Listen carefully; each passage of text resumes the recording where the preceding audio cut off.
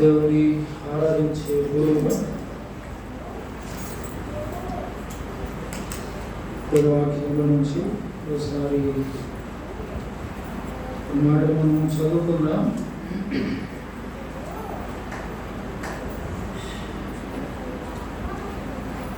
రెండవ దినవృత్తాంతముల గ్రంథం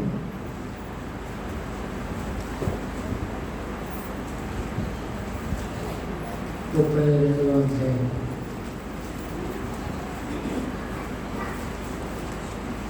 Second Chronicles chapter 32 verse 22. అందరూ కలిసి చదువుకుందాం. రెండవ దినవృత్తాంతములు 32వ అధ్యాయము 22వ వచనం అందరము కలిసి చదువుకుందాం. Second Chronicles chapter 32 verse 22. We are reading two altogether. ఈ ప్రకారము హిజ్కియాను యెరూషలేము కాపురస్తులను అష్షూరు రాజైన సన్హెరీబు చేతిలో నుండి అందరి చేతిలో నుండి రక్షించి అన్ని వైపులను వారిని కాపాడినందున చదవండి. రేముడు కూడా అనేక యెరూషలేములో యూదారాజైన హిజ్కియా కుమారులను తెచ్చించిరి. అందువలన అతడు అప్పటి నుండి సకల జనుల దృష్టికి ఘనత పొందినవాడయ్యెను. కీర్తనలు మరొక భాగం కూడా చదువుకుందాం. 107వ కీర్తన. 107వ కీర్తన మొదటి వచనం. Psalms chapter 107 verse 1. 107వ కీర్తన మొదటి వచనం అందరూ కలిసి చదువుకుందాం.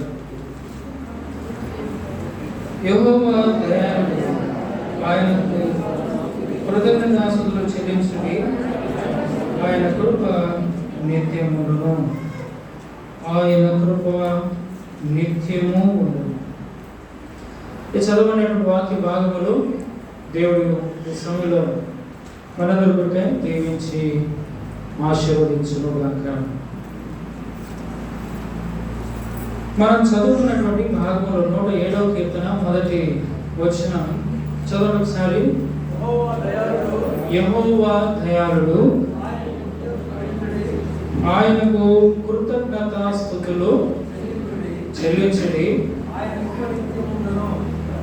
ఆయన కృప నిత్యము ఉండును.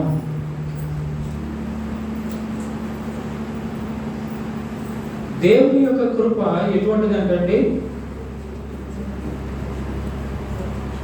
దేవుని యొక్క కృప ఎటువంటిదంట? నిత్యము ఉండేది.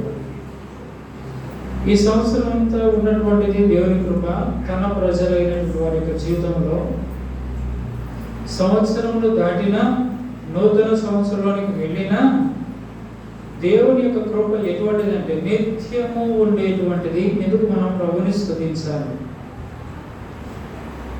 ఇందులో నుంచి ఒక 3 విషయాలు నేను మీకు జ్ఞాపకం చేస్తాను. ఎలా దేవుడు దయాళుడు. ఇక్కడ 107వ కీర్తన మొదటి వచనంలో మనం చూస్తే ఎలాగునా తనకి కృపను నిత్యము ఉంచుతున్నాడు. పిల్లలు సిరా, ఎలాగునా దేవుడు తన కృపను నిత్యము ఉంచుతున్నాడు. ఆ దేవుడు ఎటువంటి దేవుడు అనే దాన్ని మనం చూస్తే చదవడం వల్ల యెహోవా ఆయన ఎటువంటి వాడు అంటే దయాళుడు. అంటే మనందరికి తెలుసు, దయ ఉచితంగా ఇచ్చేవాడు.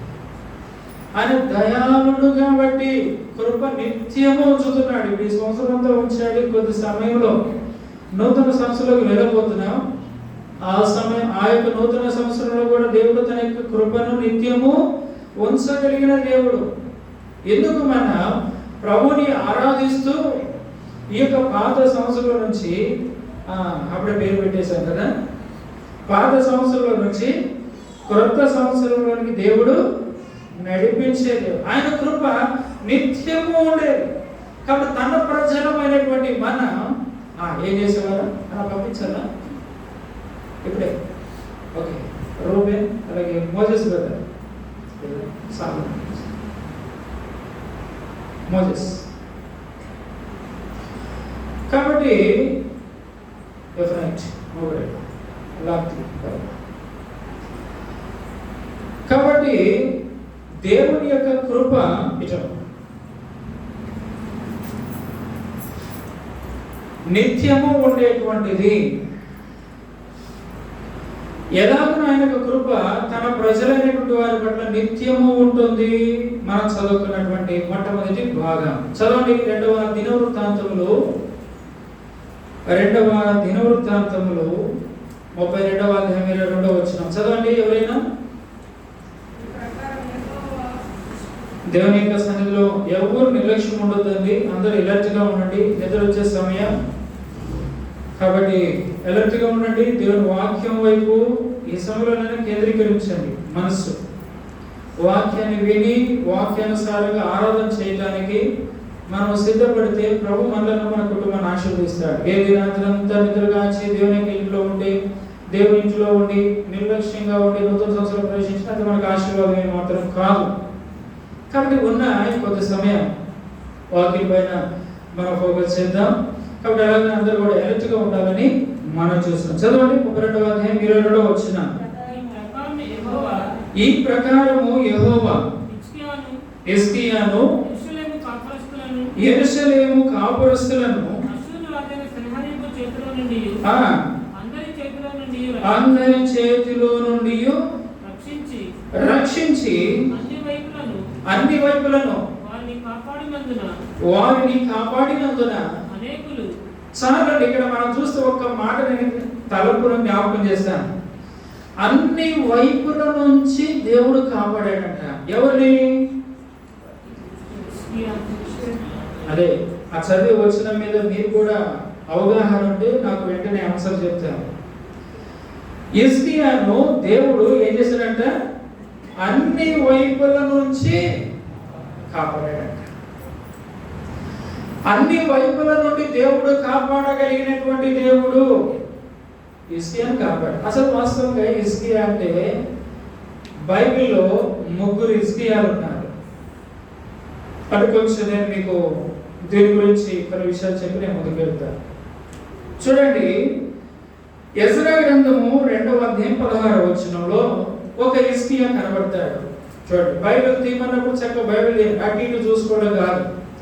దేవుని సన్నిధిలో మనం ఉన్నప్పుడు చక్కగా బైబిల్ తీయమన్నప్పుడు బైబిల్ తీసి దేవుని వాక్యాన్ని మనం చూచి దాన్ని చదువుతూ గ్రహించుకుంటూ ఏదైనా అడిగినప్పుడు దాన్ని చక్కగా జవాబు చెబుతూ అలాగే మనం ఉంటే అది మనకు ఆశీర్వాదం. చదవండి, ఎజ్రా గ్రంథము 2వ అధ్యాయం 16వ వచనం. The book of Ezra chapter 2 verse 16.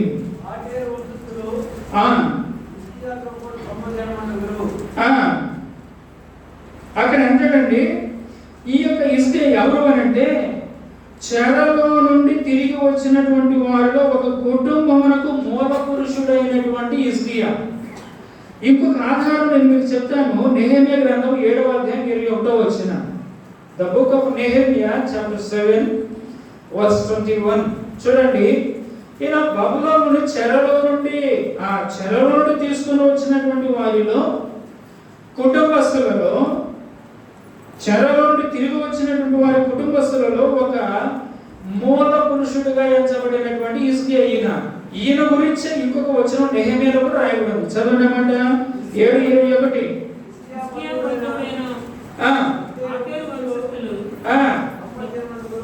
చాలండి. ఎవరంటేనా ఇక్కడ ఒక హిజ్కియా కనబడతాడు. అక్కడే 10వ అధ్యాయం అండి. నెహెమియా గ్రంథం 10వ అధ్యాయం 17వ వచనం. నెహెమియా గ్రంథం 10వ అధ్యాయం 17వ వచనం.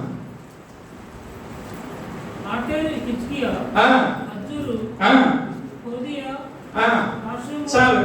అక్కడ ఏమంటాడు? ఏ హిజ్కియా అంటే ఆయన నాకు వినపడాల స్పష్టంగా అకేరు. కాబట్టి 3 సందర్భాల్లో కూడా ఎజ్రా గ్రంథం 7వ అధ్యాయం 2వ అధ్యాయం 16వ వచనం, నెహెమియా గ్రంథం 7వ అధ్యాయం 21వ వచనం, నెహెమియా గ్రంథం 10వ అధ్యాయం 16వ వచనం, ఈ మూడిటిలో కనబడేటువంటిది ఒక హిజ్కియా. ఈయన ఎవరంటే చెరలో నుండి తిరిగి వచ్చినటువంటి వారిలో ఒక కుటుంబానికి చెందినటువంటి మూల పురుషుడైన హిజ్కియా ఈయన. రెండవ విషయాన్ని నేను మీకు జ్ఞాపకం చేస్తాను. చూడండి, మొదటి దినవృత్తాంతములు 3వ అధ్యాయం 23వ వచనం. మొదటి దినవృత్తాంతములు, ఫస్ట్ క్రానికల్స్ చాప్టర్ 3 వర్స్ 23.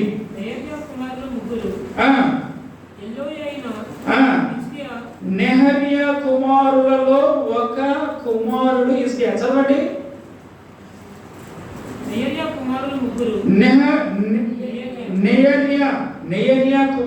ముగ్గురు, ఎల్లోనై, హిజ్కియా, అజ్రీకాం. ఇక్కడ ఒక హిజ్కియా కనపడతాడండి. ఈయన తండ్రి వేరు. ఇంతకు ముందు మనం చెప్పుకున్నటువంటిది చెరలో నుండి వచ్చినటువంటి వారిలో ఉన్నటువంటి ఆ గుంపులకు ఒక మూల పురుషుడిగా ఉన్నటువంటి హిజ్కియా. ఇప్పుడు మనం చదువుకున్నటువంటి 3వ హిజ్కియా, ఏం చదువుకున్నాం? ఫస్ట్ 2వ దినవృత్తాంతములు 32వ అధ్యాయం 22వ వచనం. చదవండి. 2వ దినవృత్తాంతాలు 32:22. ఈ ప్రకారము యెహోవా హిజ్కియాను యెరూషలేము కాపురస్తులను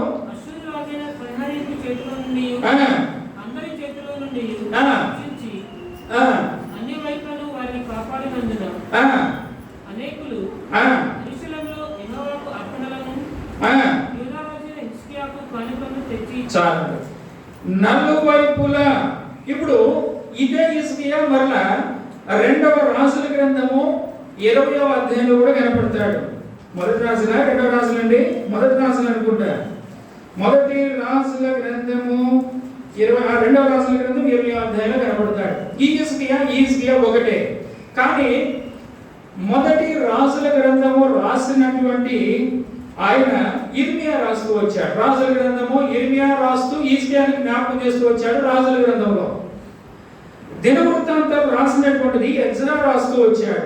ఎజ్రా కూడా దినవృత్తాంతాల్లో మెన్షన్ చేస్తూ వచ్చాడు. కాబట్టి రాజుల గ్రంథంలో కనబడే హిజ్కియా, దినవృత్తాంతాల్లో కనబడేటువంటి హిజ్కియా ఒక హిజ్కియా. ఎజ్రా గ్రంథము 2వ అధ్యాయం 16వ వచనం. ఆ తర్వాత నెహెమ్యా గ్రంథము 7వ అధ్యాయం 21వ వచనం, 10వ అధ్యాయం 16వ వచనంలో కనబడేటువంటి హిజ్కియా ఒక హిజ్కియా. 3వ హిజ్కియా ఎవరండి? ఇప్పుడు మనం ముగ్గురం చదువుకున్నాం కదా. మొదటి దినవృత్తాంతాలు 8వ అధ్యాయం 3వ అధ్యాయము 23వ వచనంలో ముగ్గురు కుమారులలో ఒక కుమారుడు హిజ్కియా. వారికి తండ్రి పేర్లు మనం చూసుకుంటే మీకు అర్థమవుతుంది అక్కడ. కాబట్టి ఇప్పుడు మనము ఎందుకు మాట చెప్పారంటే జస్ట్ అవగాహన కొరకు. బైబిల్లో ముగ్గురు హిజ్కియాలు ఉన్నారు. సరే, ఇప్పుడు ఈ యొక్క హిజ్కియా దగ్గరకు వస్తాం. ఈ యొక్క హిజ్కియా యొక్క జీవితాన్ని మనం చూస్తే ఈయనకు నలువైపులా దేవుడు కాపుదలను ఇచ్చాడు. ఎందుకు ఇచ్చాడు అని మనం చూస్తే మొదటి 2వ దినవృత్తాంతాల గ్రంథం 31వ అధ్యాయాన్ని మనము జ్ఞాపకం చేసుకుంటే దేవుని యొక్క మందిరంలో తను ఏమేమి పనులు చేయాలో వాటన్నిటిని కూడా చక్కగా చేస్తూ వచ్చాడు. తర్వాత మీరు చదువుకోండి. 2వ దినవృత్తాంతాల గ్రంథం 31వ అధ్యాయంలో ఆయన దేవుని కొరకు దేవుని ఇంటిలో యాజకుల పక్షాన ఆయన దేవుని యొక్క కార్యాలను ఎలా చేయాలో వాటన్నిటి కూడా చాలా చక్కగా చేస్తూ వచ్చాడు. చేస్తూ వచ్చిన తరువాత ఆ 31వ అధ్యాయం ఆఖరి వచనంలో ఒక మాట రాబడింది. చదవండి ఆ మాట. 2వ దినవృత్తాంతాలు 31వ అధ్యాయం ఆఖరి వచనం. తన దేవుని ఆశ్రయించుటకై దేవుని మందిర సేవ విషయమందేమి ధర్మశాస్త్రం విషయమందేమి ధర్మం అంతటి విషయమందేమి తాను ఆరంభించిన ప్రతి పని అతడు హృదయపూర్వకంగా జరిగించి వర్ధిల్లెను. ఇప్పుడు 32వ అధ్యాయం మొదటి వచనం చదవండి. రాజు ఇంటి నమ్మకమైన చర్య చూపిన తరువాత ఇప్పుడు ఎవరు వచ్చారంటండి? అష్షూరు రాజు అయినటువంటి సన్హెరీబు వచ్చి ఎప్పుడు అంటాడు, సరే చదువుకుంటే మనకి లేట్ అవుతుంది, ఇంకొక 10 నిమిషాల్లో మనం ఆరాధనలోకి వెళ్ళాలి. కాబట్టి ఇప్పుడు శత్రువు అయినటువంటి అష్షూరు రాజు అయినటువంటి సెనహెరీబు ఈ యొక్క హిజ్కియా మీదకి వచ్చాడు. ఇప్పుడు 3వ హిజ్కియా గురించి ఇంకో 2 విషయాలు కూడా చెప్పుకోవచ్చు. ఈ 3వ హిజ్కియా గురించి యూదా రాజులలో 20 రాజులు, యూదా ప్రజలు 20 రాజులు ఏలుతూ వచ్చారు. 20 రాజులలో 13వ రాజు హిజ్కియా. తరువాత ఈయన 25 సంవత్సరాల వయసులో యూదా వారికి రాజు అవుతూ వచ్చాడు. మరొక మాట, 25 సంవత్సరాల వయసులో రాజయ్యి 29 సంవత్సరాలు ఏలుతూ వచ్చాడు. ఎన్ని సంవత్సరాలు? 29 సంవత్సరాలు ఏలుతూ వచ్చాడు. కాబట్టి ఇక్కడ ఈ రాజు గురించి మనం 3 విషయాలు, 13వ రాజు యూదా రాజులలో 13వ రాజు 25 సంవత్సరాల వయసులో రాజు అయ్యాడు. 3వది 29 సంవత్సరాలు ఏలుతూ వచ్చాడు. ఈ యొక్క మాటలు 29వ అధ్యాయం 2వ దినవృత్తాంతాలు 1వ వచనంలో మనం చూడవచ్చు. సరే, 3 హిజ్కియాల గురించి నేను మీకు జ్ఞాపకం చేశాను. ఇప్పుడు ఈ రాజుకి దేవుని యొక్క పని అంతా చక్కగా చేసిన తర్వాత 32వ అధ్యాయం మొట్టమొదటి వచనంలో అష్షూరు రాజు అయినటువంటి సెనహెరీబు దండెత్తి యెరూషలేము మీదకి యూదా ప్రజల మీదకి వస్తాడు. వచ్చిన తర్వాత ఇప్పుడు వీరందరూ కూడా హిజ్కియా అంటాడు, మీరెవ్వరూ కూడా భయపడవలసిన అక్కరత లేదు. వీరందరూ కూడా మాంసముతో కూడుకున్న శరీర బాహుబలము చేత మన పైకి వస్తున్నారు. కాబట్టి మనము మన దేవుడిని కలిగి ఉన్నాము అని ఇప్పుడు అక్కడ చరిత్ర ఉంటుంది. ఈయన వీళ్ళని భయపెడతా ఉంటాడు. వీళ్ళ ప్రాంతానికి వచ్చి వారికి నీటి బావులు, వీరికి నీరు అందకుండా చేస్తూ ఉంటాడు. అవన్నీ అక్కడ మనం చదువుకుంటే 32వ అధ్యాయం మొట్టమొదటి నుంచి ఆ విషయాలన్నీ ఉంటాయి. అయితే ఇక్కడ వీరు ఈ యొక్క హిజ్కియా ఏం చేస్తారంటే దేవుణ్ణి ఆశ్రయిస్తాడు. దేవుని ఆశ్రయించిన తర్వాత దేవుడు వారి పైన సంపూర్ణమైన విజయాన్ని ఇస్తాడు. యుద్ధం చేస్తారు, సంపూర్ణమైన విజయాన్ని ఇస్తాడు. విజయాన్ని ఇచ్చిన తర్వాత పలికిన మాట మనం చదువుకున్న 22వ వచనం. ఆ 22వ వచనంలో అంత అర్థం ఉంది. కాబట్టి ఇప్పుడు 22వ వచనంలో హిజ్కియాకి దేవుడు ఏం చేశాడంటండి? ఏం చేశాడు? అన్ని వైపులా చదవడమాట, అన్ని వైపులా వారిని, యూదా వారిని, హిజ్కియాతో ఉన్నటువంటి ప్రజలను అన్ని వైపులా కాపాడుతూ వచ్చాడు. ఈనాడు మనం కూడా ప్రభుత్వంలో జీవిస్తున్నటువంటి వారా హిజ్కియా వలె దేవుడి యొక్క మందిరాన్ని ప్రేమించాం. హిజ్కియా మనం కూడా దేవుడి మందిరాన్ని ప్రేమించాం, దేవుడి సభను ప్రేమించాం, దేవుడి రక్తాన్ని ప్రేమించాం, పాప క్షమాపణ ప్రేమించాం, బాప్తిసాన్ని ప్రేమించాం, దేవుడి మందిరానికి దేవుడి యొక్క శరీరమును ప్రేమించాం, బలలో పొందుతున్నాం, ప్రభు కొరకు జీవిస్తున్నాం, ప్రభు రాకడకు ప్రేమిస్తున్నాం, ప్రభు యొక్క పరలోక రాజ్యాన్ని ప్రేమిస్తున్నాం. అయితే అలాగే ప్రభు కొరకు జీవిస్తూ వస్తున్నటువంటి మనకి జీవితంలో ఈ సంవత్సరం అంతటిలో కూడా సెనహెరీబు, అష్షూరు రాజు అయినటువంటి సెనహెరీబు వలె అనేకమైనటువంటి పరిస్థితులు మన ఆత్మీయ జీవితంలోకి వచ్చినప్పుడు దేవుడు సంపూర్ణమైన విజయాన్ని ఇచ్చి ఈనాటి వరకు దేవుడు మనల్ని కాపాడాడు. మరొక నూతన సంవత్సరంలో దేవుడు మనల్ని ప్రవేశపెట్టబోతున్నాడు. ఎందుకు మనం ప్రభువుని స్తుతించాలి? ప్రభువా, ఆ యొక్క హిజ్కియా పట్ల నువ్వు చేసినటువంటి ఆ మేలులన్నిటినీ నీ బిడ్డలమైనటువంటి మా యొక్క జీవితంలో కూడా ఈనాడు ఏం చేస్తూ వచ్చావు? ప్రభువా, చేసిన నాలో దిక్కుల మాకు కూడా కాపుదలిచ్చావు ప్రభా, అన్ని వైపులా మాకు కాపుదలిచ్చావు ప్రభా, నీకు స్తోత్రం. ఎందుకు మన ప్రభువుని ఆరాధించాలి? అన్ని పరిస్థితుల్లో కూడా తన బిడ్డ అయినటువంటి ఏదో అన్ని జనుల నుండి మనం రక్షించబడ్డా ఎందుకు స్తుతించాలనేటువంటిది కాదన ఇక్కడ నా యొక్క తలంపు. దేవుడి బిడ్డలమైనటువంటి మనలను ఈ సంవత్సరం అంతా ప్రభు కొరకు పడినటువంటి ప్రయాసంను దేవుడు జ్ఞాపకం ఉంచుకొని 29వ అధ్యాయం నుండి 2వ దినవృత్తాంతాల గ్రంథం 29వ అధ్యాయం నుంచి 30వ అధ్యాయం 31వ అధ్యాయం మనం 3 అధ్యాయాలు మనం చదివితే హిజ్కియా దేవుని కొరకు ఎన్నెన్ని గొప్ప కార్యాలు, త్యాగాలు, ధైర్యంతో కూడుకున్నటువంటి కార్యాలు చేశాడు. ప్రభు వచ్చాడు, నిలబడ్డాడు. ఒక సందర్భం వచ్చింది 32వ అధ్యాయం వచ్చేసరికి సెనహెరీబు వచ్చాడు, అష్షూరు రాజు సెనహెరీబు శత్రువు వలె వచ్చి దండెత్తాడు. దేవుడు సహాయం చేశాడు. కాబట్టి ఈనాడు మనకి చేతులు కూడా మనం కూడా దేవుని ప్రజలని, దేవుని ప్రేమించిన వారిని, ప్రభుని ఆరాధిస్తూ బ్రతికిన వారిని ఈ సంవత్సర కాలం అంతా కూడా దేవుడు అలాగే వెంబడిస్తూ వచ్చినటువంటి వారిని ఎన్నో శత్రు కార్యాలు కూడా రాకపోలేదు. శరీర బలహీనతలు రాకపోలేదు.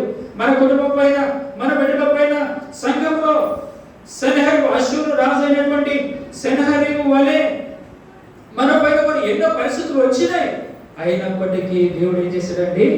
అన్ని వైపులా నీ కుటుంబానికి, నా కుటుంబానికి, నీ బిడ్డలకు, నా బిడ్డలకు, మన సంఘానికి, పరిచర్యకు దేవుడు ఏమి ఇచ్చాడు? అన్ని వైపులా కాపుదల ఇచ్చాడు. ఈ దేవుడిని ఇప్పుడు మనం ఏం చేయాలా? ఆరాధించాలి. కాబట్టి మొట్టమొదటి ప్రభు ఇచ్చిన కాపుదలను బట్టి, తన బిడ్డలకు ఇచ్చినటువంటి కాపుదల. ఏదో అన్ని జనములుగా ఉండి ప్రభు నేను ఒక నశించిపోయాను, అది మామూలుగా ఆదివారం మనం చెప్పుకునేది. ఈ సమయంలో ఏంటి? ఈ సంవత్సరం అంతా ప్రభు మమ్మలను, మా కుటుంబాన్ని, సంఘాన్ని ఆత్మీయంగా నీ కొరకు ప్రయాసపడుతున్న మమ్మలను కాపాడుతూ వచ్చావు ప్రభా, ఎందుకు స్తోత్రాలను మన ప్రభుతో చెప్పాలి. రెండవ మాట చూడండి, అన్ని వైపులా దేవుడు మనకు కాపుదల ఇచ్చాడు. ఏమండి? ఎలాగిచ్చాడు? మనకు కాపుదల ఇచ్చాడు, మన బిడ్డలకు కాపుదల ఇచ్చాడు, మన కుటుంబానికి కాపుదల ఇచ్చాడు, సంఘానికి, అనేకులకు అన్ని వైపుల కాపుదల ఇచ్చాడు. ఎటువంటి మనము భయంకరమైనటువంటి పాండమిక్ సిచ్యువేషన్స్ లో కూడా మనం వచ్చాం, కష్టతరమైన పరిస్థితుల్లో మనం జీవించినాం. గడిచిన కాలం అంతా కూడా అష్షూరు రాజులు సెనహరీబు వలె ఎన్నో దాడి చేస్తూ వచ్చినాయి మన పైన. కానీ ప్రభు విజయం ఇచ్చాడు, అన్ని వైపులా కాపుదల ఇచ్చాడు. ఎందుకు మనం ప్రభువుని ఆరాధించాలి. రెండో మాట మనం చూస్తాం చూడండి. రెండవదిగా ద్వితీయోపదేశకాండం కాపాడి ఏం చేశాడు? ద్వితీయోపదేశకాండం 29వ అధ్యాయం 5వ వచనం. Deuteronomy 29:5. Deuteronomy 29:5. ద్వితీయోపదేశకాండం 29:5. నేను మీ దేవుడనైన యెహోవానని మీరు తెలుసుకున్నట్లు 40 సంవత్సరములు నేను మిమ్మును అరణ్యములో ఏం చేశాడంట? నడిపించాడు. ఎవరినండి నడిపించింది? పాపలు కాదు. నా తలపు జ్ఞాపకం చేసుకోండి.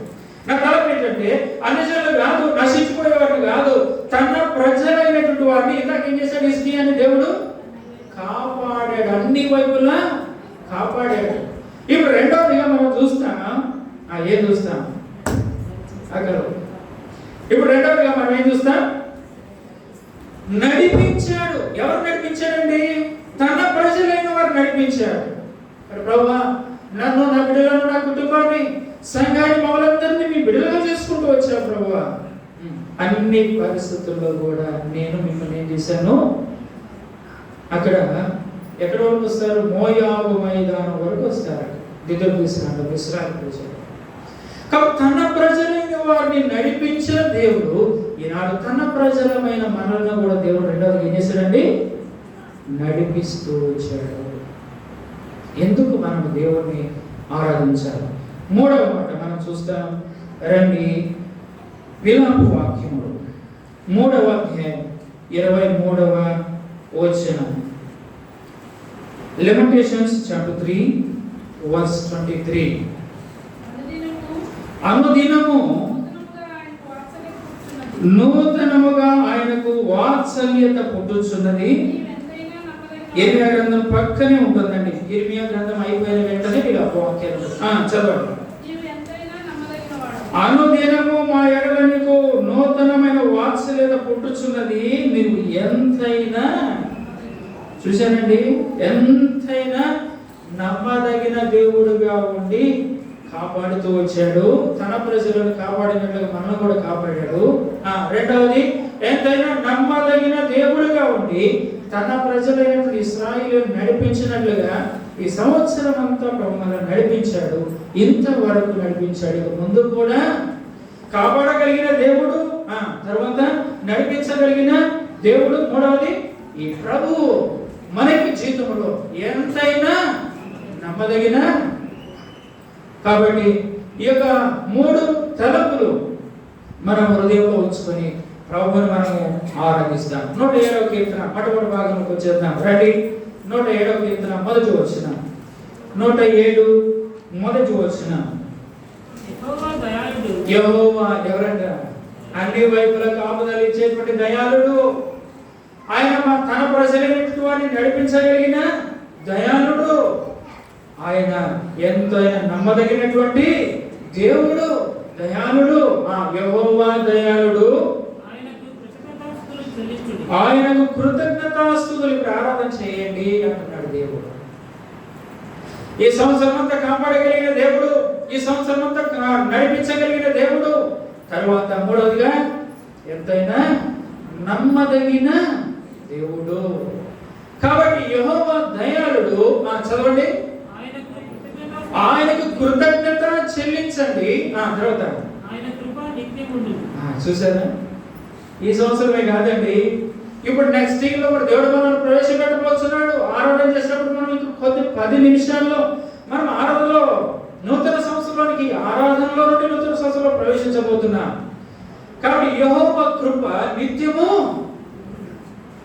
కాబట్టి ప్రభువా, హిజ్కియా నీ కార్యాలు చేశాడు, ఆయన పట్ల నీవు అన్ని వైపులా కాపుదలించావు. నీ బిడ్డే ఈనాడు మేము కూడా మీ బిడ్డలమే ప్రభువా, మా కుటుంబాల పట్ల కూడా నీవు కాపుదలించావు ప్రభువా, స్తోత్రాలు. రెండోది చెప్పండి, మీరు చెప్పండి. నిద్రపోయే వాళ్ళు చెప్పండి, నీరసం ఉన్న వాళ్ళు చెప్పండి, బోరు కొడుతున్న వాళ్ళు చెప్పండి, అర్థం కాని వాళ్ళు చెప్పండి. ఎట్లా చెప్తారని అర్థం కాని వాళ్ళు కదా చెప్పండి. ఒకటి, ఇప్పుడు మన దేవుడు ఎవరండి? యెహోవా దయాళుడు, ఆయనకు కృతజ్ఞతాస్తుతులు చెల్లించుడి, ఆయన కృప నిరంతరము ఉండును. ఇప్పుడు ఎటువంటి దేవుడు మన దేవుడు చెప్పండి? అన్ని వైపుల కాపుదల ఇచ్చే దేవుడు. ఎవరికి ఇచ్చాడు? హిజ్కియాకి ఇచ్చాడు. హిజ్కియాలు ఎంతమంది? 3 హిజ్కియాలు. 3 హిజ్కియాలో మనం చెప్పుకునే హిజ్కియా ఎవరు? యూదా ప్రజలను ఏలినటువంటి 20 రాజులలో 11వ రాజు హిజ్కియా. గుర్తుపెట్టుకోవడానికి చెప్తున్నా. ఎవరైనా సాగర్లో స్పెషల్ మీటింగ్ పెట్టారనుకోండి, అడిగారు అనుకోండి, ఇక్కడ నుండి ఏం ఆన్సర్ రాకపోతే తలకి తిరిగి నా వైపు చూస్తారు. హిజ్కియా 13వ రాజు. రెండోది ఏం చెప్పాను? హిజ్కియా వయసు ఎంత? 25 సంవత్సరాలు. ఎన్ని సంవత్సరాలు ఏలాడు యూదా వారిని? 29 సంవత్సరాలు. ఈ హిజ్కియా గురించి మనం చూస్తే హిజ్కియా ఎవరంట? దేవుని యొక్క మందిరం విషయంలో, దేవుని యొక్క పరిచర్య విషయంలో, యాజకుల విషయంలో, దేవుని యొక్క కార్యాలన్నింటినీ కూడా ఎంతో ఘనంగా చేశాడు. 32వ అధ్యాయం ఆఖరి వచనంలో మనం చూస్తాం. క్షమించండి, 31వ అధ్యాయం ఆఖరి వచనంలో మనం చూస్తాం. 32వ అధ్యాయం మొదటి వచనంలో ఇవన్నీ జరిగిన తరువాత అష్షూరు రాజు అయినటువంటి సన్హెరీబు దండెత్తి ఈయన మీదకి వచ్చాడు. దేవుని కార్యాలు చేసినటువంటి వారి మీదకు శత్రువు వస్తే దేవుడు ఎట్లా వారి చేతికి అప్పగిస్తాడండి? కాబట్టి దేవుని కొరకు ఈ సంవత్సరం అంతా జీవించుతున్నటువంటి మనకి చేతిలో కూడా ఏదో శరీర బలహీనతలు. కాబట్టి నేను కూడా చెప్పాలి, ప్రభువుని ఆరాధించడు. ప్రభువా, నా కుటుంబం మొత్తాన్ని కరోనాకు అప్పగించినా కానీ సన్హెరీబు వలె, అష్షూరు రాజైన సన్హెరీబు వలె నాకు బలహీనతలు వచ్చినా దయాళుడుగా నీ కృతజ్ఞతాస్తుతులు చెల్లిస్తాను ప్రభువా. నీ కృప నిరంతరం ఉండేది. ఈ సంవత్సరం కాదు, వచ్చే సంవత్సరం కూడా మాతో. కాబట్టి అన్ని వైపుల నుంచి కాపాడే దేవుడు, ఆయన నమ్మదగినటువంటి దేవుడు. మూడోది ఏం చెప్తున్నా? ఏమండి? రెండోది అయిపోయింది, నడిపించే దేవుడు. మూడోది ఏంటి? ఎంతైనా నమ్మదగిన కాపాడే దేవుడు. అయితే ఇవన్నీ తెలుగు మాటలుగానే ఉంటాయి, సామాన్యమైన మాటలుగా ఉంటాయి. చరిత్ర వెనక్కి వెళ్ళి చూడండి, సందర్భాన్ని చూస్తాం. కాబట్టి ఈ కొద్ది మాటలు, ఈ 3 మాటలు మనం హృదయంలో ఉంచుకొని ఆరాధనలో ప్రవేశిస్తాం. దయచేసి మోకరించండి. ఎవరు కూడా నిర్లక్ష్యంగా ఉండకండి. ప్రభుకి ఇచ్చేటువంటి సమయాన్ని మనం శ్రేష్టంగా ఇద్దాం. మన తలంపులు కూడా ఇక్కడ ఉన్నా కానీ ఎటు వెళ్ళకూడదు. ప్రభు వైపు మన తలంపులు ఉండాలి. నిజమే ప్రభువా, నా బిడ్డలను, నా కుటుంబాన్ని, సంఘాన్ని, పరిశుద్ధుల్ని, మమ్మల్ని అందరినీ మీ బిడ్డలమైన హిజ్కియాని కాపాడినట్లు, నీ ప్రజలైనటువంటి వారిని నడిపించినట్లు మమ్మల్ని కూడా కాపాడి నడిపించామని ప్రభుని ఆరాధిస్తాం. ప్రారంభించండి బ్రదర్స్, ప్రారంభించండి.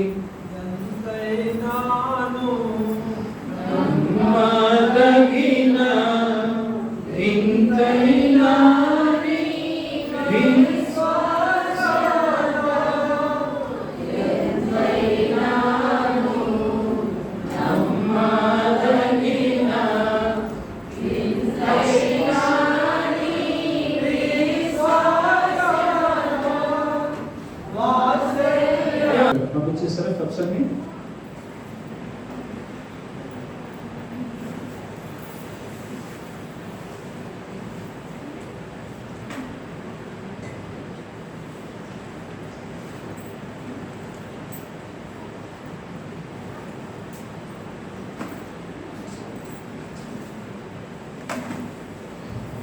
చదువుకుందాం.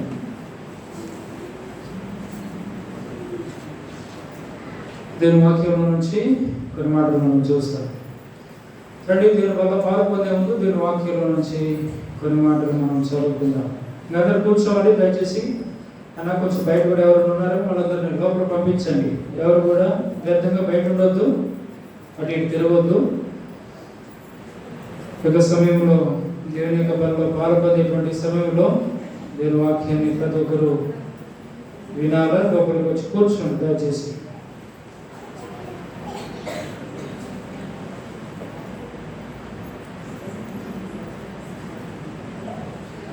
దీని వాక్యంలో చూడండి,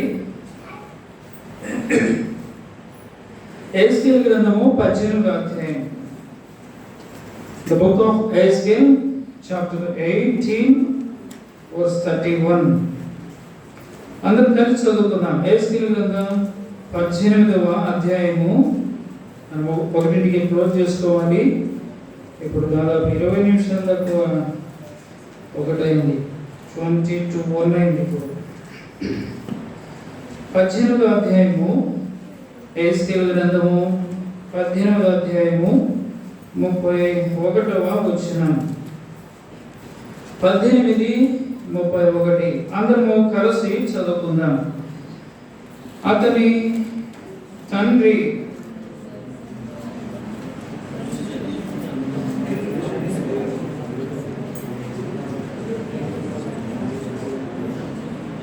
చదవండి. 18:31 కదా. మీరు జరిగించిన అక్రమ క్రియలన్నిటినీ విడిచి నూతన హృదయమును నూతన బుద్ధియు తెచ్చుకొనుడి. ఇశ్రాయేలీయులారా, మీరెందుకు మరణం నొందుదురు? ఇదే ప్రభువుకు యెహోవా వాక్కు. మరొకసారి చదువుకుందాం. మీరు జరిగించిన అక్రమ క్రియలను విడిచి నూతన హృదయమును నూతన బుద్ధియు తెచ్చుకొనుడి. ఇశ్రాయేలీయులారా, మీరెందుకు మరణం నొందుదురు? ఇదే ప్రభువు యెహోవా వాక్కు. ఈ చదువుకునేటువంటి వాక్య భాగం ప్రభు ఈ సమయంలో మనందరి కొరకై యోగ్యమైన రీతిలో బలలో పాల్పొందే దాని కొరకై దేవుడు దీవించి ఆశీర్వదించునుగాక. ఇక్కడ నూతన సంవత్సరానికి మనం ప్రవేశిస్తూ వచ్చాం. నూతన సంవత్సరంలో ప్రవేశించినటువంటి మొట్టమొదటి ఇప్పుడు మనం ఏం చేయబోతున్నామండి? ఆరాధించాం. దేవుని యొక్క బలలో మనము పాలు పొందబోతున్నాం. కాబట్టి ఈ నూతనమైన సంవత్సరంలో దేవుని యొక్క బలలో పాలు పొందేటప్పుడు దేవునికి కావలసింది, దేవుని బిడ్డలంగా మనము దేవునికి ఇవ్వవలసింది ఏమిటి అనే దాన్ని ఒక చిన్న అవగాహన మనం జ్ఞాపకం చేసుకుందాం. ఒక 10 నిమిషాల్లో దాదాపుగా ఈ యొక్క వాక్యాన్ని ముగించడానికి ప్రయత్నం చేస్తాం. నూతన సంవత్సరంలో దేవునికి కావలసింది చదవండి మరొకసారి ఆ మాట. మీరు జరిగించిన అక్రమ క్రియలన్నింటిని విడిచి నూతన హృదయమును నూతన బుద్ధియు తెచ్చుకునుడి. చాలండి. దేవుడికి కావాల్సింది ఏంటి అంటే, ఇక్కడ కూడా ఈ ప్రజలలో నుంచి దేవుడు కోరుకుంటున్నటువంటి ఒక మాటను మనం ఇక్కడ జ్ఞాపకం చేసుకుంటున్నాం. ప్రభు అడుగుతున్నాడు, ఎహెజ్కేలు కూడా భక్తుడు చెప్తున్నాడు దేవుని ప్రజలైనటువంటి వారికి, మీరు దేవునికి నూతనమైన హృదయాన్ని ఇవ్వండి. తర్వాత రెండోది ఏమంటాడండి? నూతనమైనటువంటి బుద్ధిని తెచ్చుకోండి అని అంటాడు.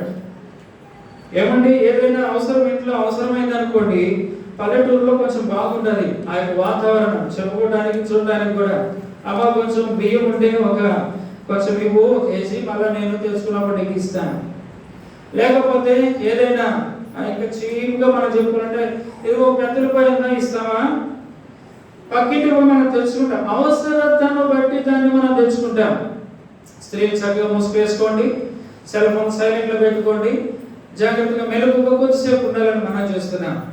కాబట్టి దేవునికి అవసరమైనటువంటి దానిని ఎహెజ్కేలు భక్తుడు దేవుని ప్రజలకు చెప్తున్నాడు, నూతనమైన హృదయాన్ని తెచ్చుకోండి. తర్వాత అండి, నూతనమైన బుద్ధిని తెచ్చుకోండి. ఎందుకు తెచ్చుకోవాలి? ప్రభువుకి అది కావాలి. దేవుడు కోరుకున్నటువంటిది అది ఏదైనా దాని ద్వారా దేవుడు మహిమ తెచ్చుకుంటాడు. ఈ మాట గుర్తుపెట్టుకోండి. దాని ద్వారా దేవుడు సంతోషిస్తాడు. ఈ మాట గుర్తుపెట్టుకోండి. ఒకవేళ తెచ్చుకోకపోతే దేవునికి మహిమ రాదు, ఒకవేళ తెచ్చుకోకపోతే దేవునికి సంతోషం రాదు అన్నాడు. కట్టబడిన గాడిని తీసుకుని రండి, తెస్తే దేవునికి మహిమ వచ్చింది, దేవునికి సంతోషం వచ్చింది. ఆ తీసుకువచ్చిన దానికి కూడా ఘనత వచ్చింది. ఒకవేళ మన యొక్క జీవితంలో నూతన సంవత్సరంలోకి వచ్చి నేను పోయిన సంవత్సరంలో ఉన్నట్టుగానే ఉంటూ ఆత్మీయ జీవితంతోనే ఉంటూ నీరసంగా ఉంటూ నిర్లక్ష్యంగా ఉంటూ, ఇంతకు ముందు మనం ఆరాధన కొరకే విన్నాం, కఠినమైన హృదయంతోనే ఉంటూ నిర్లక్ష్యమైన జీవితాన్ని కలిగి ఉంటూ దేవుని యొక్క వాక్యాన్ని సత్యమని గుర్తిరిగి ఉండి కూడా నేను అలాగనే బలహీనంగా ఉంటూ దేవుని యొక్క బలలో నేను పాలు పొందుతాను అని అంటే ఇది దేవుడు తెచ్చుకోమన్నది ఇది కాదు. విడిచిపెట్టమన్న దాన్ని విడిచిపెట్టాలా, తెచ్చుకోమన్న దాన్ని తెచ్చుకోవాలా. దేవునికి కావలసిన దాన్ని మనము దేవునికి ఇవ్వాలా. దేవుని యొక్క వాక్యములో నుండి ఇక్కడ మనం చూస్తున్నా దేవుడు అంటున్నాడు, నూతనమైన హృదయాన్ని తెచ్చుకోండి, నూతనమైనటువంటి బుద్ధిని తెచ్చుకోండి. తెచ్చుకుంటే ఇది తెచ్చుకోమని ఎవరు చెప్తున్నారండి? యేసు భక్తులు చెప్తున్నాడు. ఎవరికి చెప్తున్నాడు? దేవుడు ప్రజలైనటువంటి వారికి చెప్తున్నాడు. కాబట్టి రాత్రికాల సమయంలో నూతన సంవత్సరంలో దేవుడు మనల్ని క్షేమంగా ప్రవేశపెట్టినటువంటి ఈ సందర్భంలో దేవుని యొక్క బలలో పాల్గొనడానికి సిద్ధపడ్డా మంచిదే. దేవుడు మందిరంలోకి వచ్చి కూర్చున్నా మంచిదే. నూతన హృదయం లేకపోతే వ్యర్థమే, నూతనమైన బుద్ధి లేకపోతే వ్యర్థమే. నేను నూతనమైన క్యాలెండర్ కొనుక్కున్నానని చెప్పుకోవడం వ్యర్థమే. నూతనమైన వాగ్దానం తీసుకున్నాను, దేవుడు నాకు ఒక నూతనమైన వాగ్దానం ఇచ్చాడు అని చెప్పుకోవడం కూడా వ్యర్థమే. ఎప్పుడు నూతనమైన హృదయం నీలో నాలో దేవుడికి చూపించకపోతే, నూతనమైన బుద్ధిని దేవుడికి మనము చూపించకపోతే, నాకు కొత్త వాగ్దానం వచ్చింది వేస్ట్, కొత్త బట్టలు కొనుక్కున్నాను వేస్ట్, లేకపోతే రాత్రి దేవునికి సన్నిధికి వెళ్ళాను వ్యర్థం. కాబట్టి దేవునికి కావాల్సింది ఏంటంటే నూతన సంవత్సరంలోకి వచ్చిన తర్వాత ఆరాధించే మంచి సంతోషం, దేవుని యొక్క బల్ల పాల్గొనడానికి సభలో సిద్ధంగా ఉన్నాం సంతోషం. అయితే ఇవి కావాలని దేవుడు యేసుయేలు భక్తుడు తన ప్రజలతో దేవుని ప్రజలతో చెప్తున్నాడు. కాబట్టి ఈ రాత్రికాల సమయంలో దేవుడు మనతో కూడా చెప్పుచున్నాడు, ఎదుగో నూతనమైన హృదయం ప్రభు కావాలి. తెస్తే ఏమవుతుంది, చూపిస్తే ఏమవుతుంది, అది ప్రభువులకు కావాలి. రండి, తీసుకురండి. తెస్తే ఏం జరిగిందండి? ప్రభు సంతోషించాడు, ప్రభుకు మహిమ వచ్చింది. ఆ యొక్క గాడికకు ఏమొచ్చిందండి? ఘనత వచ్చింది. మనము కూడా ప్రభుకు అలాగనే ఇయ్యగలిగితే నూతన సంవత్సరంలో నూతనమైన హృదయాన్ని ఇవ్వు. అదిగనంటాడు, పాతదైన దాన్ని పులిపిండిని మీరు తీసివేయండి, నూతనమైన హృదయాన్ని నాకు ఇవ్వండి, నూతనమైన బుద్ధిని నాకు ఇవ్వండి. ఏమండి, ఒక సంవత్సరం అయిపోయింది, రెండవ సంవత్సరం వచ్చింది. మన బిడ్డలకు ఏమి రావాలని ఆలోచిస్తాము, ఆశపడతాము. ఒక చక్కని ఇంకొక క్రొత్త పదం నేర్చుకుంటే అబ్బో వీళ్ళు 2 సంవత్సరాలు వచ్చినాయి, ఏం మాట్లాడుతున్నాడు, తాత అంటున్నాడు. అబ్బో ఎంత ముచ్చటో మనకి. ప్రభు కూడా అంటున్నాడు, ఇది ఒక నూతనమైన సంవత్సరాన్ని నేను మీకు ఇచ్చాను, నూతన సంవత్సరం నేను మిమ్మల్ని ప్రవేశపెట్టాను, నూతన సంవత్సరం మిమ్మల్ని సంతోషింపచేస్తున్నాను. నూతనమైన హృదయంతో నన్ను సంతోషపరచు, నూతనమైన బుద్ధితో నన్ను సంతోషపరచు, దాన్ని తెచ్చుకో అంటున్నాడు. ఒకవేళ రావట్లేదా, అదే బుద్ధితో అదే హృదయంతో వెళ్ళాలని ఒకవేళ ప్రయత్నం చేస్తున్నావా, తెచ్చుకో. చదవండి అన్నమాట. మరలా మీరు కలిగించినటువంటి అక్రమ క్రియలన్నిటినీ గురించి నూతన హృదయమును మీరు జరిగించిన అక్రమ క్రియలను విడచి నూతన హృదయమును నూతన బుద్ధియు తెచ్చుకోవాలి. కష్టం ఉంటుందేమో, అబ్బా జీవితం మారితే ఒకవేళ నాకు ఇంట్లో చల్లనేమో, నాకు నూతనమైన బుద్ధి వస్తే మందిరంలో నేను చల్లనేమో, ఒకవేళ నేను ఈ లోకంలో బ్రతకలేనేమో. ఒకసారి నేను మీకు చెప్పాను అనుకుంటాను, మేము సంఘంలో సేవ చేస్తూ ఉన్నప్పుడు ప్రక్కనే ఉంటారు తోడుకోడలు ఇద్దరు. ఇక్కడ పోతే ఆ తలుపు ఇష్యూ కొట్టి వెళ్ళిపోతుంది. ఎందుకు, మాస్టర్ గారు ముందు మా ఇంటికి రాకుండా అక్కడ పోయాడు, ఆడపోయినాడు, మా ఇంటికి రాకూడదు. సరే పొరపాటున ఆ రోడ్లో నుంచి మా ఇంటికి వచ్చామనుకో, ఏమో కంట పడ్డామా, ఏమో తలుపు టక్క టక్క తలుపు లేచేదాను వెళ్ళిపో. అక్కడ ఏం చేయాలి? ఏదో ప్రార్థన చేసి మేము అర్థం చేసుకొని సైలెంట్గా రావాలి. మళ్ళీ మందిరానికి వచ్చిందనుకో ప్రైజ్ లాడన్నా అంటది. మేము కూడా ఏం చేయాలంటే ఏం చేయాలా? ప్రైజ్ లాడమ్మా బాగున్నాడా, అక్కడ సంగతి అంతా తెలుసున్నాం. ఏం కావాలా?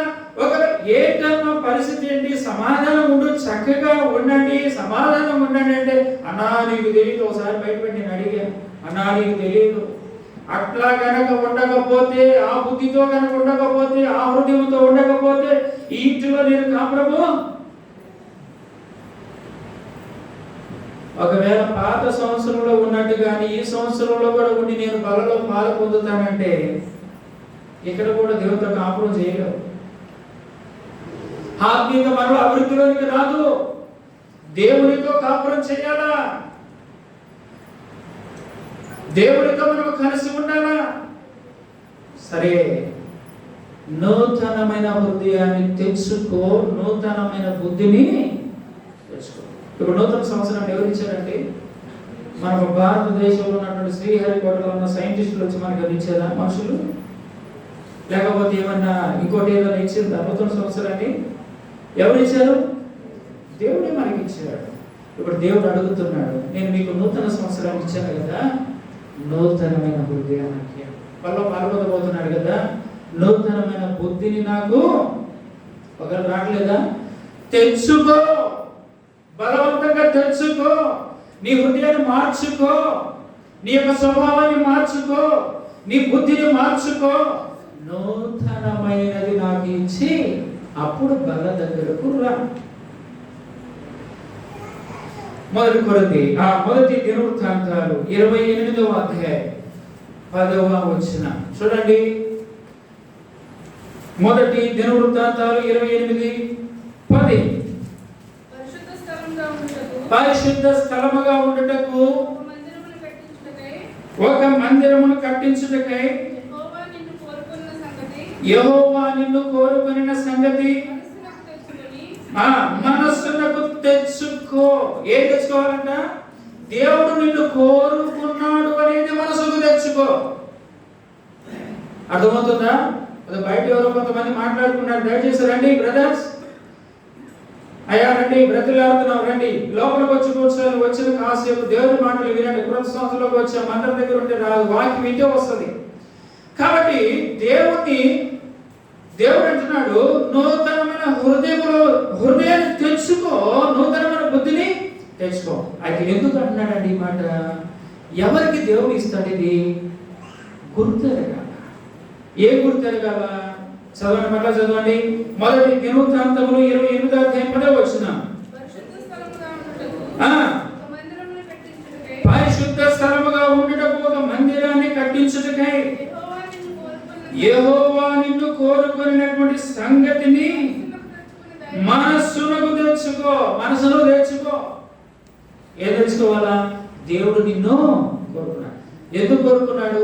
ఒక నూతనమైన హృదయంతో నా ఎదుట కనబడాలా, ఒక నూతనమైన బుద్ధితో నా ఎదుట కనబడాలా.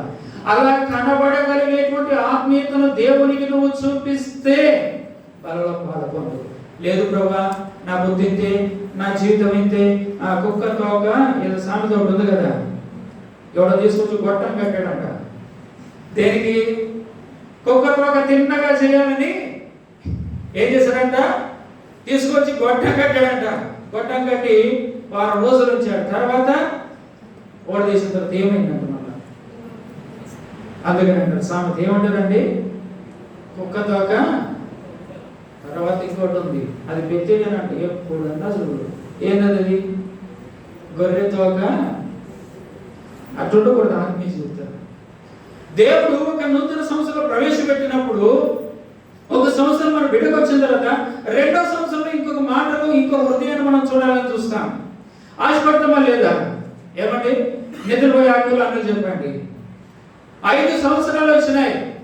అతనిలో నుండి ఒక నూతనమైన బుద్ధి, నూతనమైన స్వభావం, నూతనమైన ప్రవర్తన రావాలి. ఒకవేళ ఎదుగుదల ఎంత వయసు వచ్చినా గానీ నూతనమైనటువంటి లక్షణాలు, అభివృద్ధితో కూడుకున్నటువంటి జీవితం, నడవడి కనబడలేదనుకో ఏం చేస్తారండి? ఎక్కడ తీసుకెళ్తారు? చెప్పలేండి. ఎక్కడ తీసుకెళ్తారు? మరి మనకేదండి హాస్పిటల్? మనకేది హాస్పిటల్? ఏమండి కనపడలేదా? ప్రభువా మా మనోనేత్రములు తెరవని, ఇప్పుడు ప్రార్థన చేసి అప్పుడు బల దగ్గరికి వెళ్ళాలి. మనకి హాస్పిటల్ చెప్పరేంటండి? నేనేమన్నా అంటానన్నా దేవుని యొక్క దేవుని మందిరంలోకి వస్తే దేవుని యొక్క స్వరం ఉంటుంది, దేవుని యొక్క కనుదృష్టి ఉంటుంది, దేవుని యొక్క గర్తింపులు ఉంటాయి, దేవుడి హెచ్చరికలు ఉంటాయి, దేవుని యొక్క దీవెనలు ఉంటాయి, దేవుని యొక్క ఆశీర్వాదాలు ఉంటాయి. కాబట్టి దేవుని యొక్క మందిరంలోకి వస్తే మనము సరి చేయబడతాం. ఇదే దేవుని యొక్క మందిరంలోకి వస్తే దేవుడు చక్కని విధానంలో నిన్ను నడిపిస్తాడు. కాబట్టి ఒకటి దేవుడు అంటున్నాడు, నేను వివరణ చేయట్లేదు కానీ నిన్ను చదవండి, మిమ్మలను మీరు పరిశుద్ధ స్థలముగా ఉండుటకు దేవుడు ఒక మందిరమును కట్టించుటకై యెహోవా నిన్ను కోరుకున్న సంగతి, నిన్ను కోరుకున్నాడంట. దాన్ని మనసు తెలుసుకో. అంటే ఒక చిన్న మాట చెప్తాను, టీంలో వీళ్ళు కోరుకున్నారండి. 2020 మ్యాచ్లు ఆడేవాళ్ళు బాగా చూసే వాళ్ళకి తెలుస్తుంది. వాళ్ళు కోరుకున్నారనుకో మళ్ళీ నెక్స్ట్ టీంలో పోతారా? చిన్నపిల్లప్పుడు మనం కూడా స్కూల్కి పోయినప్పుడు కోరుకుని ఆడుకుంటారు.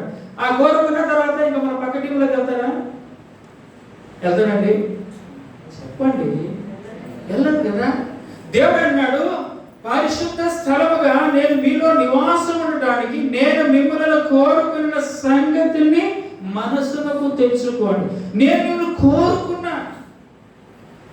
కాబట్టి ఇప్పుడు ప్రభు మనం ఏం చేసుకున్నాడంట? కోరుకున్నాడు. కోరుకునే ఆటలని పిల్లలు ఆడుకుంటారంట. ప్రభు మనం కోరుకున్నాడంట. ఇదిగో లోకంలో నుండి ప్రత్యేకంగా జీవించడానికి కోరుకున్నాడు. వారి ద్వారా దేవుడికి మహిమ తెచ్చుకోవాలని కోరుకున్నాడు. వారి ద్వారా మన ద్వారా దేవుడు సంతోషించాలని కోరుకున్నాడు. దీనిని మనస్సులకు తెచ్చుకో. నూతనమైన హృదయాన్ని నువ్వు తెచ్చుకో, నూతనమైన బుద్ధిని నువ్వు తెచ్చుకో. ఇప్పుడు ఈ మాటలో నుంచి ఒకటి నేను చెప్తున్నా. దేవుడు అంట ఏమంటాడు అక్కడ చదవండి, మనలను కోరుకున్న సంగతిని ఏం చేయాలంట? మనస్సునకు తెచ్చుకోండి. కాబట్టి ప్రభువా నన్ను కోరుకున్నావా? ఎవరు కోరుకుంది? సాతానా? ఎవరు కోరుకుంది? భార్య. నువ్వే నాకు భర్త అని కోరుకొని ఉండొచ్చేమో. భార్య భర్త కోరుకున్నాడా? బిడ్డలు కోరుకున్నాడా? మంచిదే. దేవుడు ఇచ్చిన కుటుంబంలో కోరుకుని ఏర్పాటు చేసుకొని ప్రత్యేకపరచబడినటువంటి కుటుంబంగా ఉండు, మంచిదే. ఆత్మీయ దేవుడు అంటున్నాడు, నేను నిన్ను కోరుకున్నానని నీవు మనసునకు తెలుసుకో. కాబట్టి నూతనమైన హృదయం నాకు కావాలి. నేను నిన్ను కోరుకున్నా.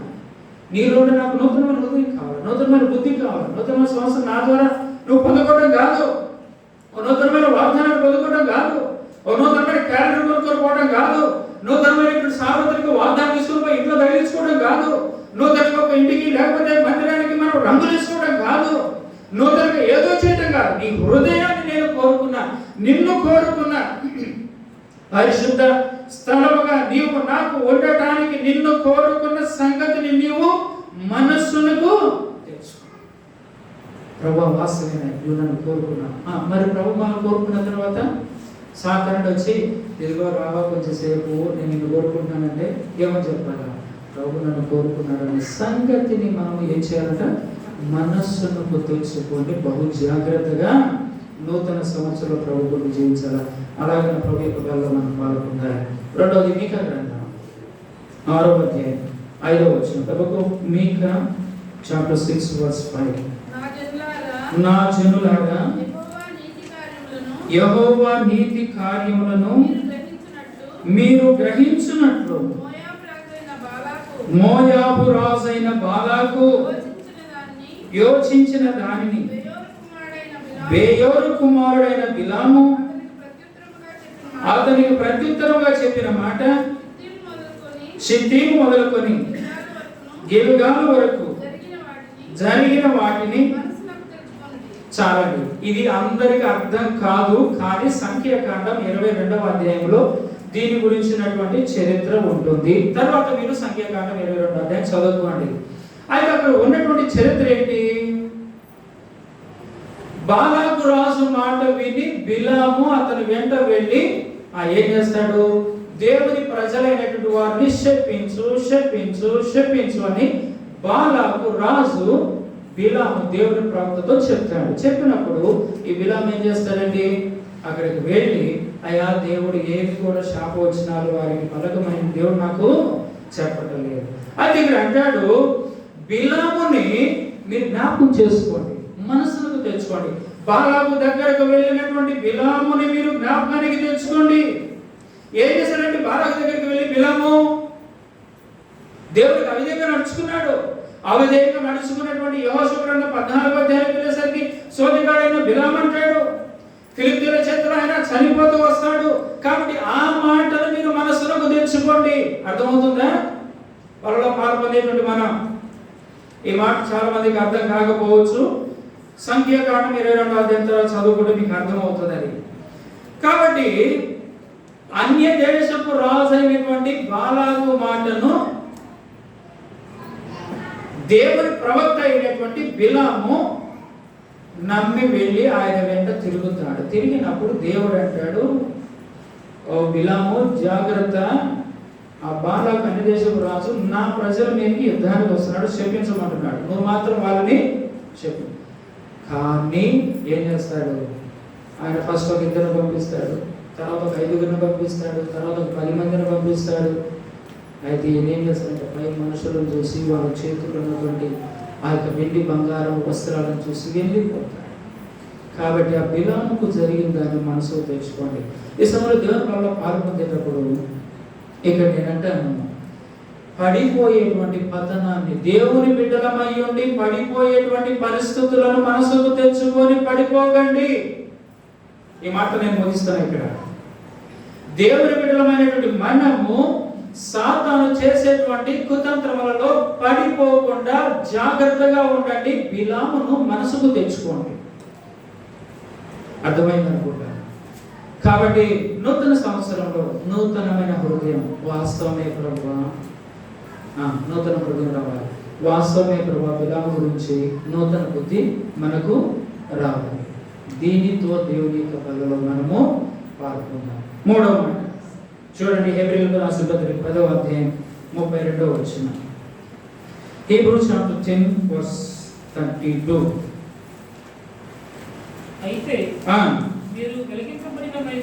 అయితే మీరు వెలిగింపబడిన మీదట శ్రమలతో కూడిన గొప్ప పోరాటం సహించిన పూర్వపు దినములను జ్ఞాపకమునకు తెచ్చుకొనుడి. ఏమంటాడండి ఇక్కడ? శ్రమలను జ్ఞాపకమునకు తెచ్చుకోండి, సహనాన్ని జ్ఞాపకమునకు తెచ్చుకోండి, పూర్వపు దినములను జ్ఞాపకమునకు తెచ్చుకోండి. హెబ్రీలో ఉన్నటువంటి దేవుని ప్రజలైనటువంటి వారికి పౌలు చెప్పుచున్న హెచ్చరిక పొరుపు అని ఒకవేళ మనం చెప్పుకోవచ్చాము. గత దినాల్లో, పూర్వపు దినాల్లో మీరు ప్రభు కొరకు శ్రమలు అనుభవించారు చూడండి. పూర్వపు దినాల్లో మీరు ప్రభు కొరకు ఓర్చుకున్నారు చూడండి. దానిని మీరు ఎక్కడ కూడా తగ్గిపోవద్దు, ఎక్కడ కూడా నిరుత్సాహపడినట్లుగా ఉండకూడదు. ఇంతవరకు ప్రభువులో మీరు ఎన్ని శ్రమలు పడ్డారో అదే శ్రమను జ్ఞాపకం చేసుకుంటూ నూతన సంవత్సరం నూతనమైన హృదయంతో మరొకసారి అలా సిద్ధపడండి. అంటే ఇదేంటి, నూతన సంవత్సరంలో శ్రమలు కూడా సిద్ధపడాలా? సిద్ధపడి ఉండండి, మనస్సునకు తెచ్చుకోండి. అనగా ప్రభు కొరకే మనము అన్ని విధములుగా సిద్ధపాటు కలిగి ఉండాలి. ఒక నూతనమైన హృదయం. ఇప్పుడు వరకు ఎన్నో శ్రమలు పడ్డానండి, ఇక నా వల్ల కాదండి, ఇక విడాకులేనండి అంటే కుదురుతుందా? ఏమంటారంటే ఇప్పుడు పెద్దలు వచ్చి, అమ్మాయి ఎంతమంది పిల్లలు నీకు? సరే తాగుబోతుడు మంచిది. ఎంతమంది పిల్లలు నీకు? వాళ్ళ ముఖం చూసి ఏం చేయి, నువ్వు ఏం చేయి, మనసులో తెచ్చుకో, నూతన హృదయం తెచ్చుకో, నూతనమైన బుద్ధి తెచ్చుకో. ఏం చేయి, ఇప్పుడు కలిసి కొంచెం సహించు. అందుకని సహించిన వారమైతే ఆయనతో కూడా శోధన సహించువాడు ధన్యుడు. కాబట్టి ఇంతవరకు దేవుని బిడ్డలంగా మనము ప్రభువును సహించలేమో, ఓర్చుకున్నామేమో. అయితే దేవుడు అంటున్నాడు, ఇంకొంచెం సిద్ధంగా ఏ పరిస్థితి అయినా కానీ నీవు సిద్ధంగా దీన్ని మనసుకు తెచ్చుకొని ఆత్మీయ జీవితంలో ప్రభువులో అభివృద్ధిలో నువ్వు కనబడాలా. ఈ హృదయముతో నువ్వు బలలో పాల్గొందు. ఈ 3 మాటలు మన హృదయంలో ఉంచుకుందాం. ప్రభువా, నూతనమైన హృదయాన్ని నాకు కలిగించు, నూతనమైన బుద్ధిని తెచ్చుకోవడానికి నాకు శక్తిని దయచేయి. అలాగే ప్రభు మనకు సహాయం చేయండి. మోకరించండి, బలలో పాల్గొందాం.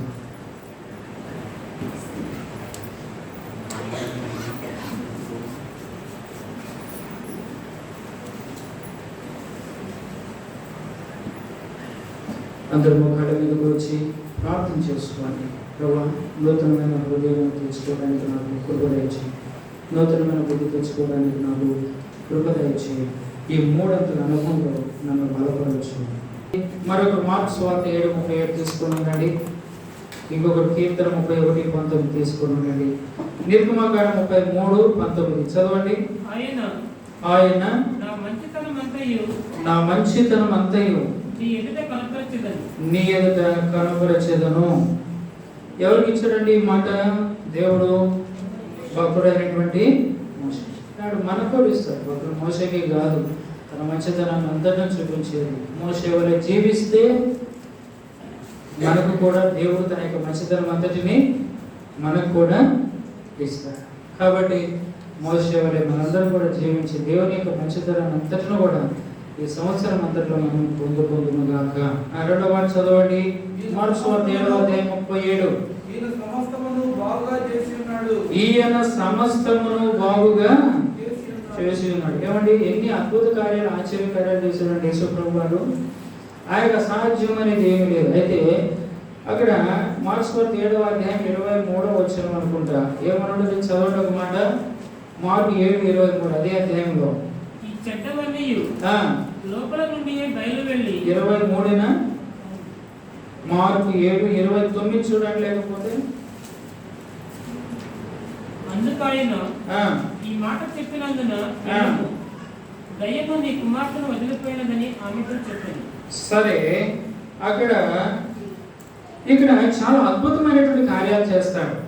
అది అక్కడ తలంపు ఆ అధ్యాయంలో ఉన్నటువంటిది. అందుకనే ఇక్కడ 37వ దగ్గరికి వచ్చేసరికి అంటాడు, ఈయన సమస్తమును బాగా చేయి.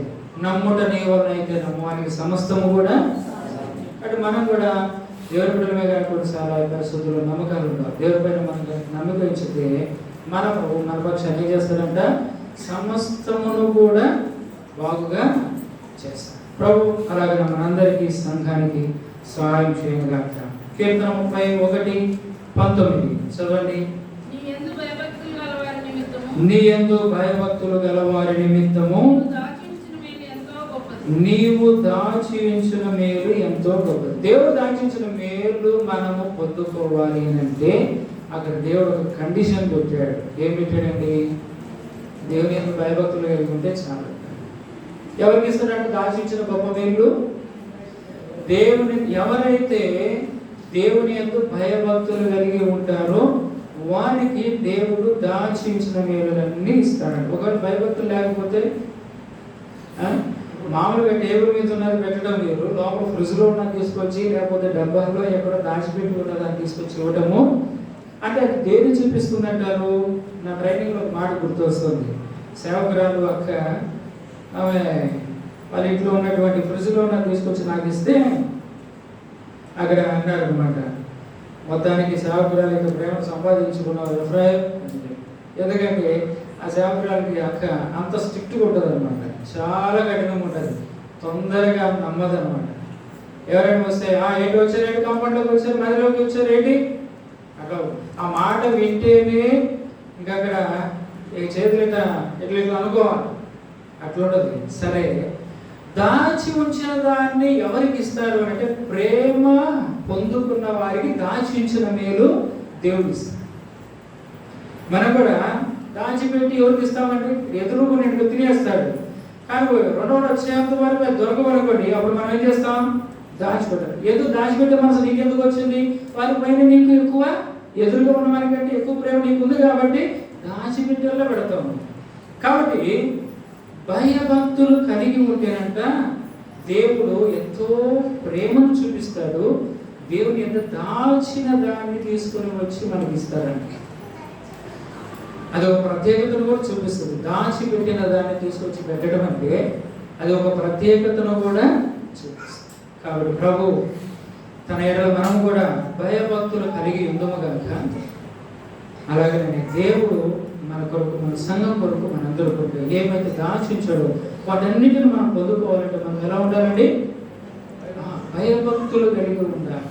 అప్పుడు దేవుడు ఆయన దాచిపెట్టిన వాటిని కొంతమంది ముసలోళ్ళు ఏం చేస్తారంటే, డబ్బులు నేను పోయినప్పుడు మా అమ్మమ్మ ఎవడో దాచిపెట్టి అయ్యా నువ్వు రేపు వస్తావని నిన్నటి నుండి ఇక్కడ ముడేసి పెట్టానయ్యా.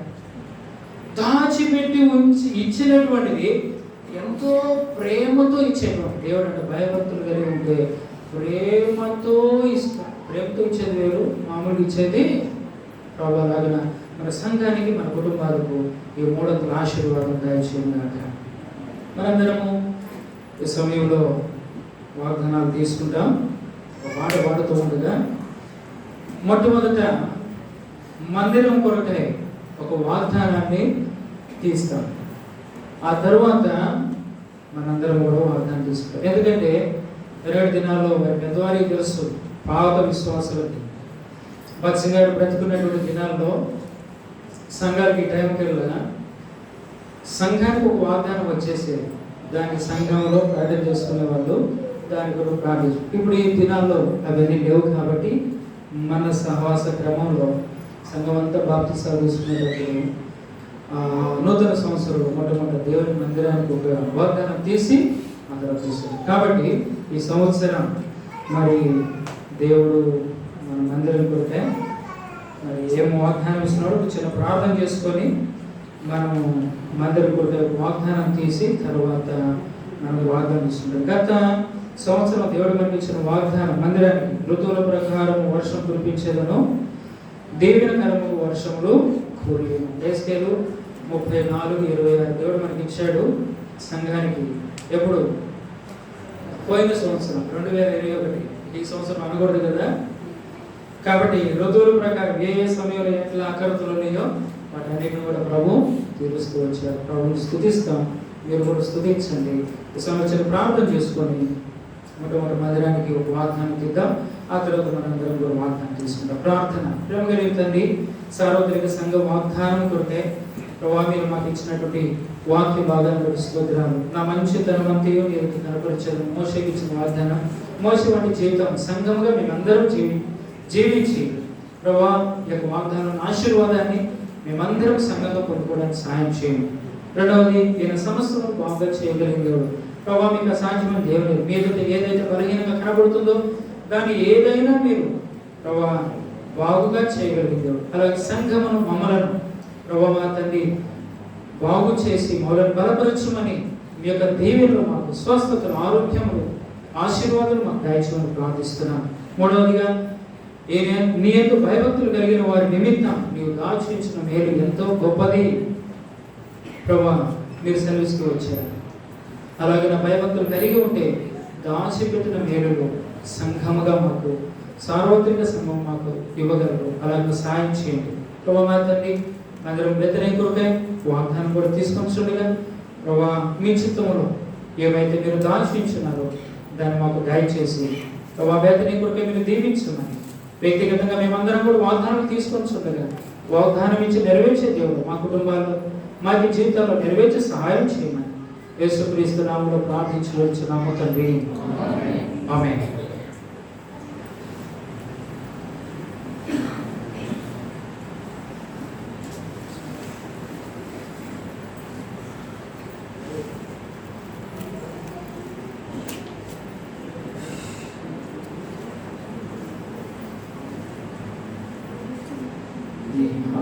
చదివి మీకు వినిపిస్తాను. ఈ సమయంలో మనందరం లేచి నిలబడి పాట పాడుకుంటూ దేవునికి మరి నూతనమైన వాగ్దానాలు మనం వ్యక్తిగతంగా పొందుకుంటాం. రండి, పాట పాడేవారు వారి తెరవచ్చి బోధిస్తుంది. హల్లెలూయా పాడిత ప్రభు నీకు కొన్ని వాగ్దానములు ఇచ్చి నెరవేర్చువాడు. పాట పాడుకుంటూ వాగ్దానాలు మనం పొందుకుంటాం.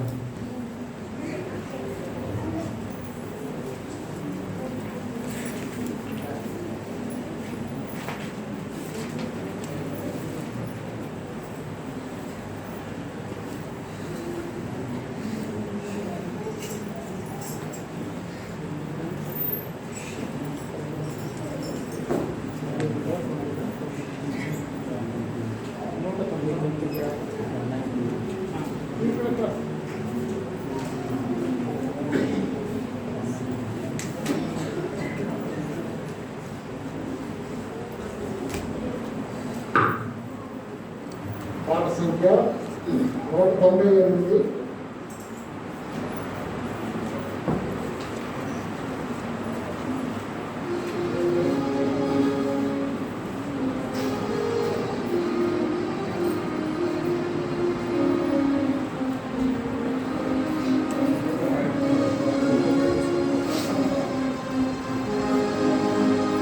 దయచేసి ఒక్కొక్క వాగ్దానం తీసుకోండి. 2 తీసుకుంటే దానికి బైక్ లేకపోతే చూసారా, కరెక్ట్ షార్ట్ ఉంటుంది, సిస్టమ్ కొత్త పెట్టదు సంవత్సరం. కాబట్టి ఒక్కొక్కటి తీసుకోండి. దేవుని చిత్తమైతే వాగ్దానాలు ఎక్కువగా ఉంటే తర్వాత మీకు అవకాశం ఇస్తాం. ఇక్కడ ఏదో వాగ్దానాలు ఒక్కొక్కటి తీసుకోండి. హల్లెలూయా పాడేదా ప్రభు నిన్ను కొనియాడేదా. హల్లెలూయా పాడేదా ప్రభు నిన్ను కొనియాడేదా. అన్ని వేళయందునా నిన్ను పూజించి కీర్తింతును. అన్ని వేళయందునా నిన్ను పూజించి కీర్తింతును. ప్రభువా నిన్నునే కొనియాడేదను. హల్లెలూయా పాడేదా ప్రభు నిన్ను కొనియాడేదను.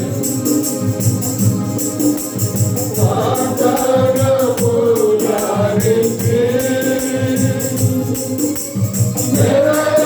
నెరవేర్చువాడవు నీవే.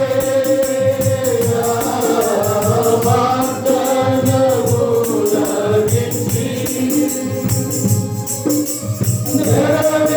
నెరవేర్చువాడవు నీవే.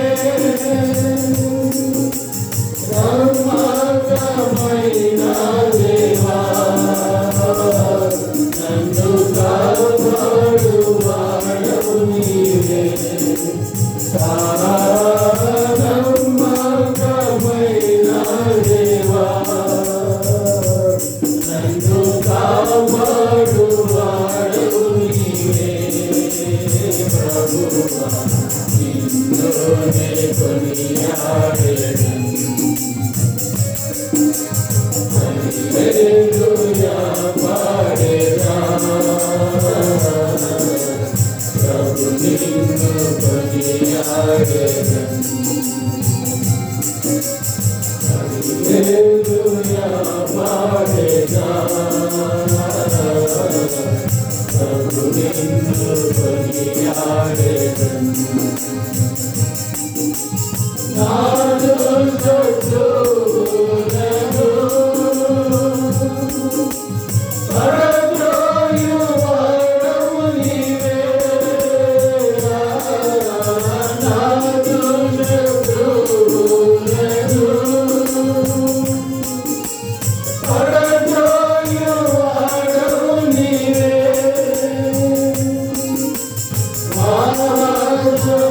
మానవత్వముండవు నా రక్షణ శృంగము నీవే. మానవత్వముండవు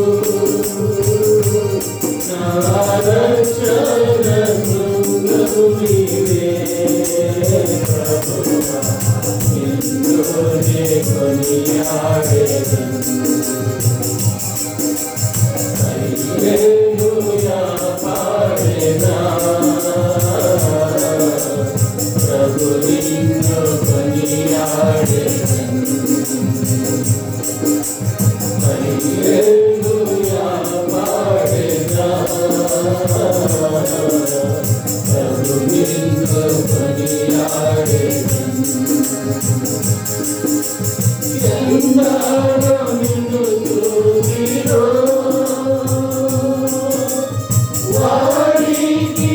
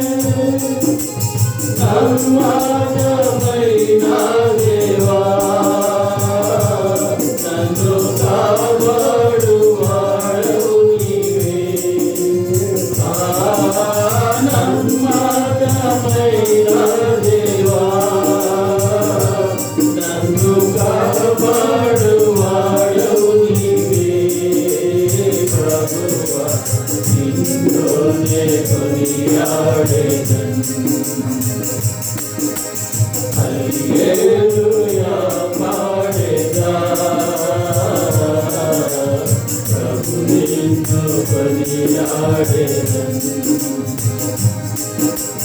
హల్లెలూయా పాడెదా,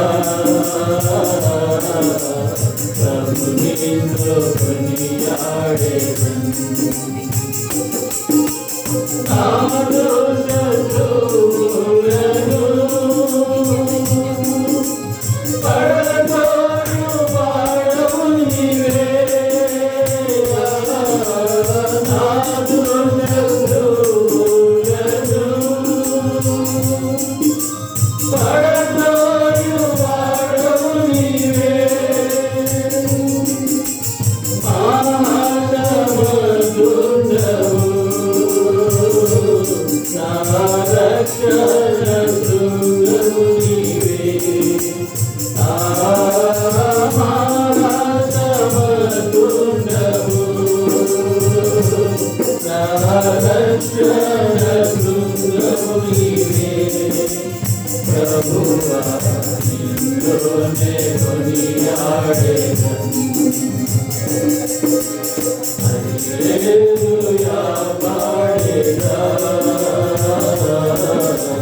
ప్రభు నిన్ను కొనియాడెదను.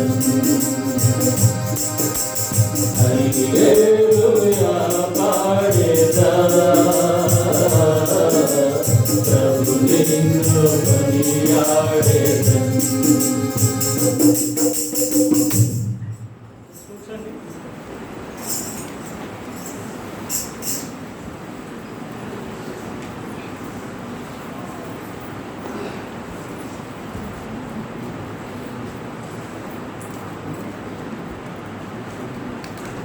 సమయం మనం అనుకున్న దానికంటే చాలా ఎక్కువైంది.